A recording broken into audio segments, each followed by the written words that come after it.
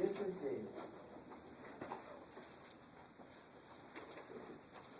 that nonprofit people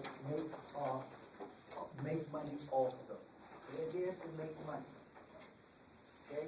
Nonprofit groups make money.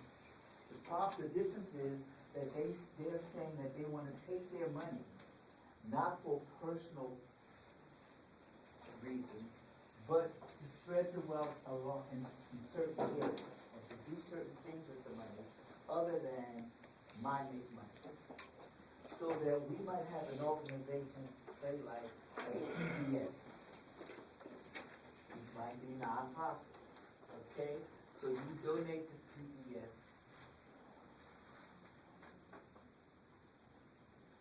All right. You have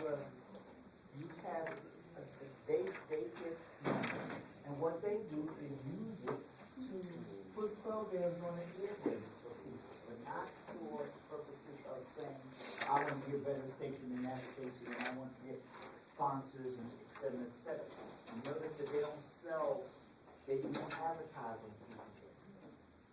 You see that? Okay. Now, let's say you're the Red Cross. Okay? Now, the Red Cross is not there to make money for the people who run the Red Cross. You know it does. Okay? They are there primarily to make sure that the people, when people get sick or whatever, they are there to help the masses. They're not there just to make money. Is this making any sense? Okay? So, the thing is that they're profit-oriented, but it's not profit for themselves, it's profit for the people. So it's much more like, I would almost argue, more like socialism than capitalism, even though it's under our system. Okay?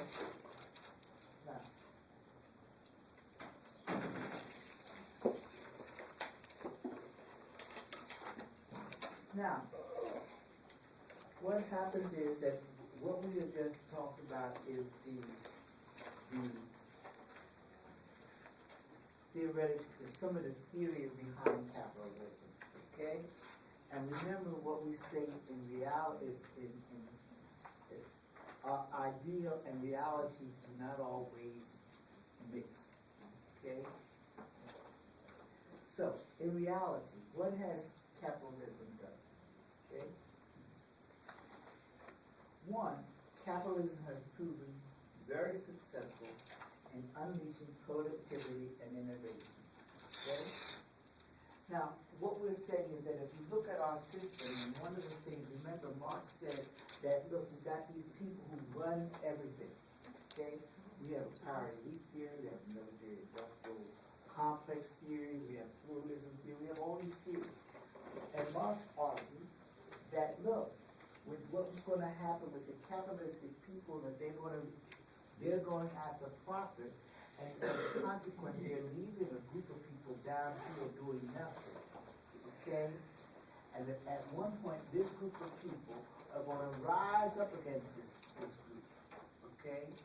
Because they're going to look at the inequities in the system. Okay? However, in reality, what has happened is, and what they could not perceive, or what Marx could not perceive, is that even as this group of money grubbers made more and more money, they took the lower class here and basically raised it up. They raised their standing. So that in essence, the poor in this system are not necessarily equal to the poor in a socialistic system. With me so far? Okay? This poor is much worse off than this poor. Now, that's not to say that there's not a point at which they all do this. Here's what I'm trying to say. Look at the poor in this country. Now, we have people in the country without indoor plumbing. Okay? We know we have people who don't have heat. Okay? And we know that if you go to some of the backwoods, you would be shocked at how far behind they are. Okay?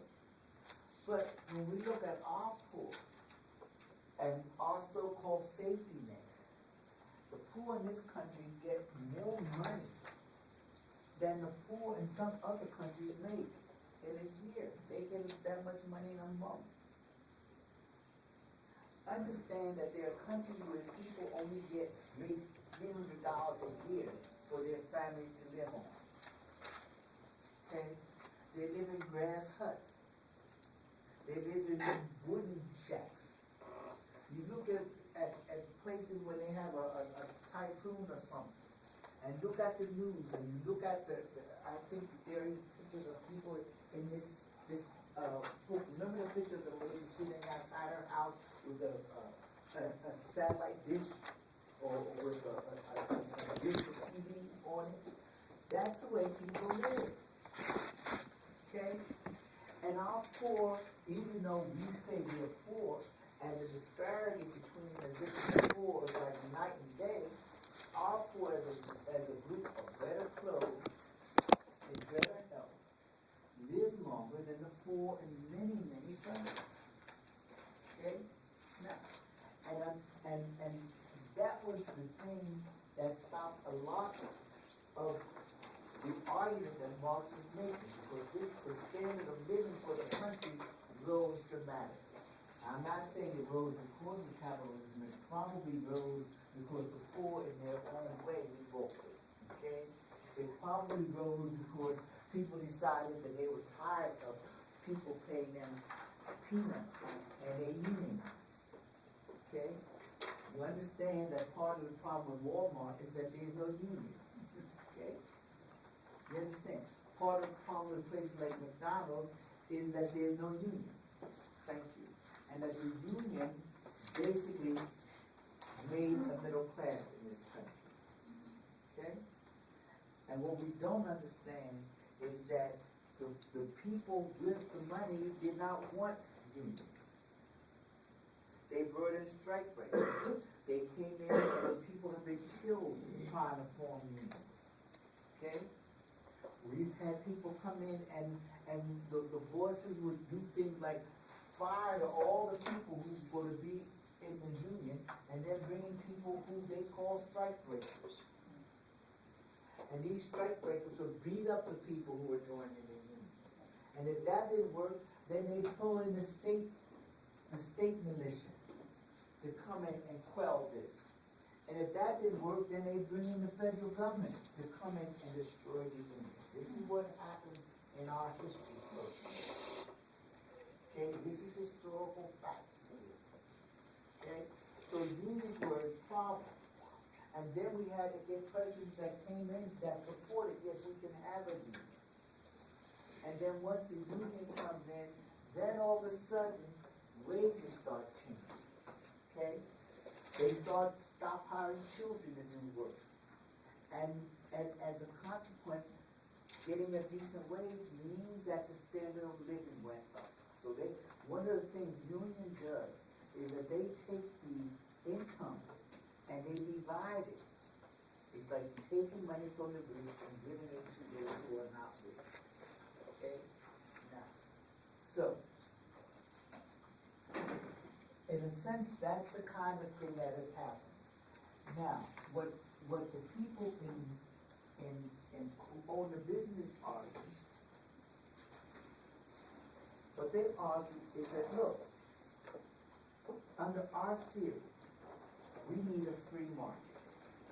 Okay? And when they say we need a free market, what are we talking about? Well, what we're talking about is a market that the government keeps their hand off of. The government should not be involved in what we're going to do. That's not going to happen.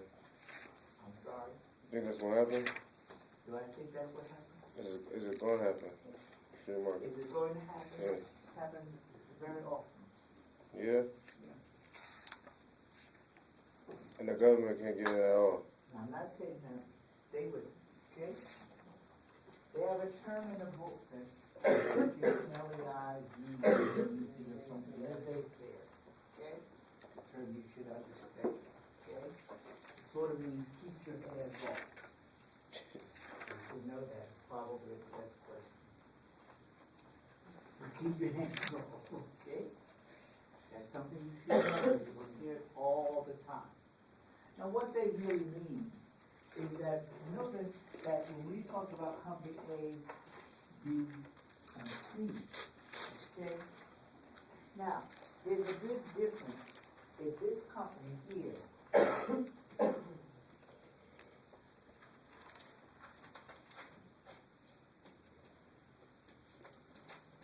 okay?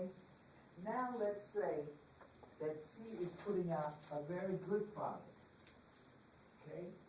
And this one is putting out a good product. And this one is just putting out, say, I'll say a good product, okay? Now the point is that A has all the money. And they've got 40 more companies than this one has. Well, what A starts doing is, they will turn around and they might decide that they're gonna reduce their price to here to put this one out of business. Okay? So when they start messing around, they eliminate this one because they've undersold them, okay? They've gone around and make sure that they can't get the supplies that they want and things of that nature, okay? Companies do that, all right?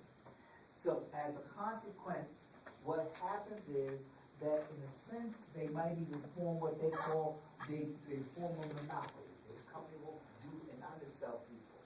Everybody's not happy when Walmart comes into the store, okay? Because Walmart will undersell all the private people that are in business, okay?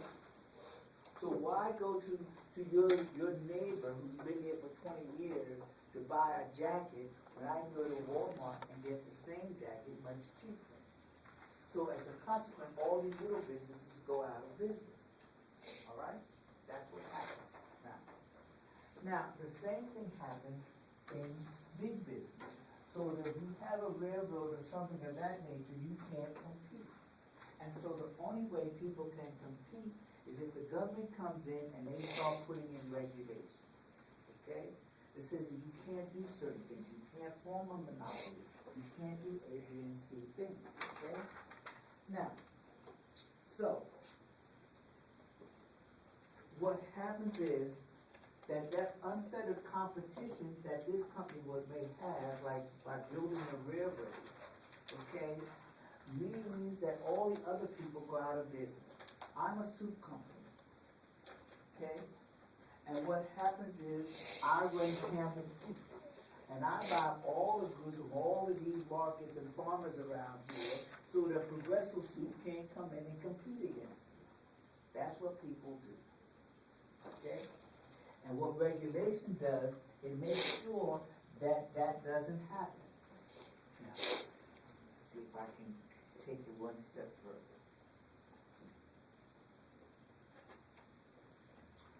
Now, I say I don't want the regulation. I own a car company. We manufacture cars. Okay? And what happens is that here's Ford, here's General Motors, it's Chrysler Company, it's Chrysler whatever. Okay? Now, that's our companies. And let's say these are all American companies. Now, what happens is that, notice I'm going to make the car as cheaply as I can. If the government stays out of it, I'm going to make it cheaper, and very often in order to make it cheaper, that means that I'm going to pollute the air, okay? The rubber is not going to be so good. I might buy a cheaper rubber, because when I buy those things, what happens is I can make a cheaper car, okay? Instead of making a car that's going to last for 10 years, I make a car that's going to last for 5 years, all right? And when I make a car that lasts for 5 years, that means that you're going to be buying a new car every 5 years, all right? I'm sorry? Spending too much money. Well, perhaps, okay? But remember, my object is to make money. Okay? Other than my business.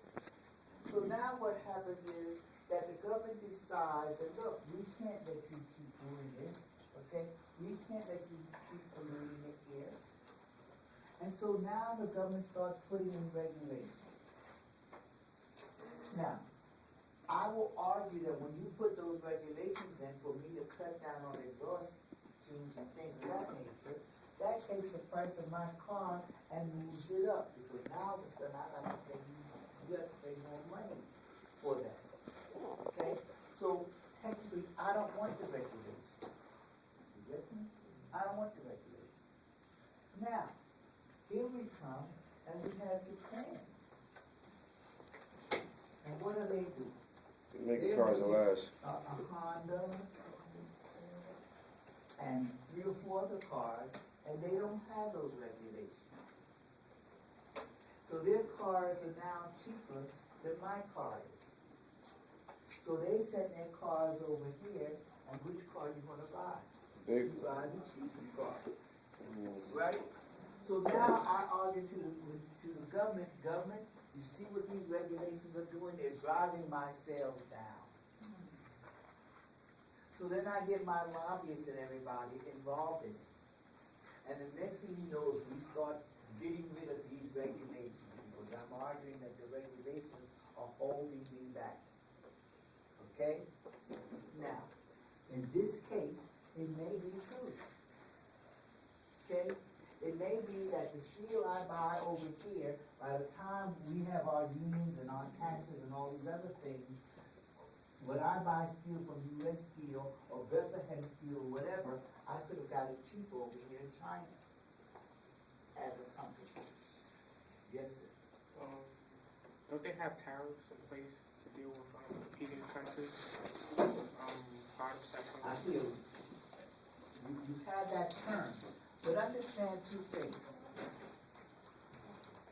What we do to a large extent is that we want tariffs if it keeps other people out. But you notice what happens, okay? Remember, there's always a point that if 2 countries are going to go to war, I'm going to go to war with China. The first thing I say, China, we're about to wage war. Send my ambassadors back, and I'll send you yours. Okay? Why? Because if I kill your ambassador, you're going to kill mine. Okay? Now, tariffs work like that. Okay? If I put a lot of tariffs on things coming into the country, okay, like isolationism, protectionism, these terms that you hear, what the other country going to do the same thing? They're not going to let me export my things to their country. You follow me? So we do that, but we have to be careful about what we're doing. Now, what happens here is that now we have the regulations, and you'll see that one of the things that they talked about is that the banks have regulations. And what happened is in our banking industry, we said, like the Savings and Loan Association could not loan money for housing. They could not do all these kinds of things, and then they started crying that the regulations were keeping them from making money. And we removed the regulations, and we removed the money from the banks. And what did they do? They did what they always do. They start going out, taking all these speculative things, buying up stuff, putting out bad loans, all this kind of stuff, and they sent the country into a depression or recession. Okay? This has happened every time. Business always say regulations are holding them back. You notice that? It's just a litany. Okay? Now, sometimes it's true. More often than not, it's not true. Okay?